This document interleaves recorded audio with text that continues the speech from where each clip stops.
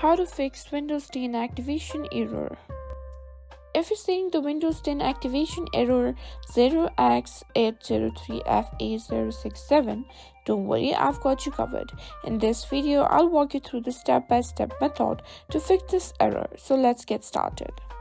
Method 1 is through running the activation troubleshooter. Just open the settings by going Windows plus I, tap on the search bar and search for activation. If you see the error message, click on troubleshoot.